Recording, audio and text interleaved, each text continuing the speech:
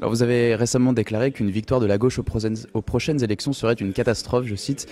Pourquoi et est-ce que vous vous définissez toujours comme un homme de gauche?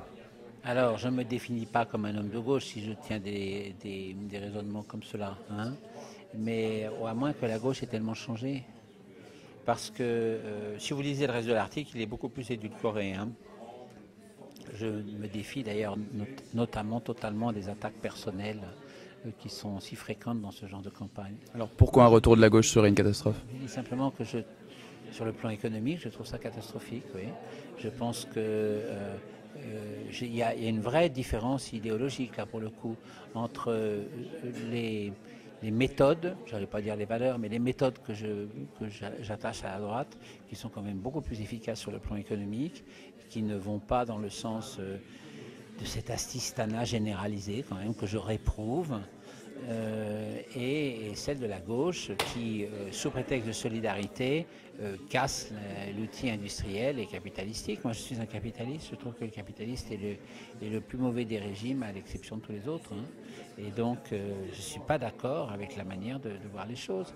Et je ne suis pas d'accord avec cette manière de fustiger les riches, entre guillemets, en mélangeant le fait qu'il puisse y avoir des riches, soit, et que cela représenterait tout le fonctionnement du capitalisme. C'est pas vrai, hein, c'est faux, c'est faux. Je suis frappé par la démagogie d'un certain nombre de propositions qui sont faites. Et j'ai aucune sympathie pour les spéculateurs, les gens qui pompent l'argent des sociétés, qui dépensent n'importe quoi, qui se gorgent de fric, etc. Aucune sympathie pour eux. Mais je ne suis pas d'accord avec la manière dont la gauche, telle qu'elle est, analyse le système économique.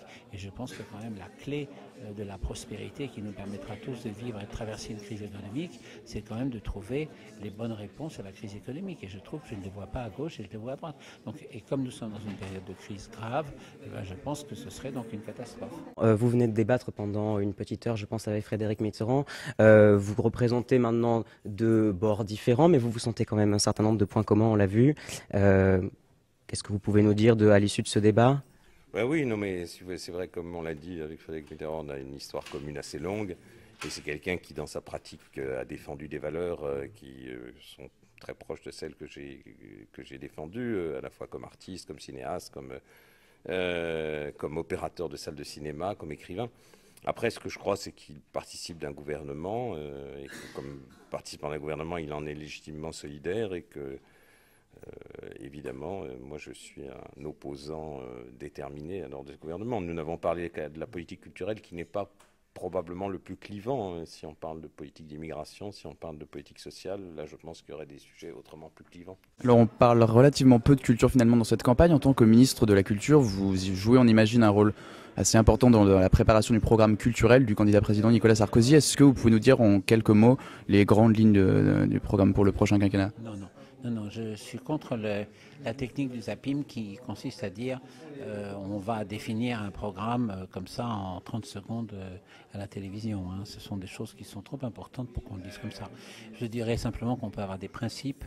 Les principes, c'est d'assurer une meilleure répartition de l'accès à la culture à travers le territoire ultramarin compris, c'est d'assurer une meilleure démocratisation culturelle et c'est de bien veiller à comprendre que la culture, c'est à la fois l'accès à la culture et donc l'accès aussi du ministère à ceux qui, dont les pratiques culturelles ne sont pas connues et pourtant sont méritoires et méritent d'être étudiées.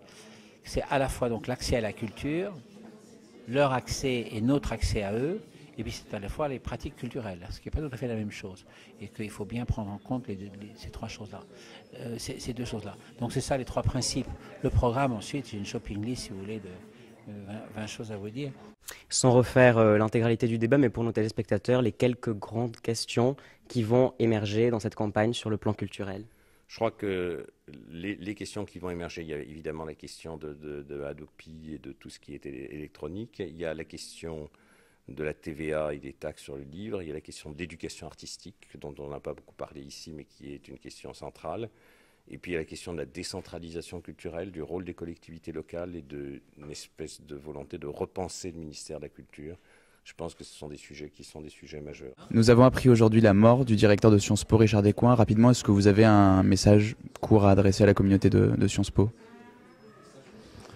Au-delà de l'émotion qui est très très forte, et je ne m'attendais pas à ce que vous me parliez de cette tragédie, au-delà de l'émotion qui est très forte, la seule chose que je pourrais dire aux étudiants de Sciences Po, aux enseignants aussi, à tous ceux qui ont accompagné Richard Descoings dans sa démarche, c'est de bien garder précieusement son enseignement de manière à poursuivre dans les directions qu'il a désignées. Je ne peux pas vous dire plus.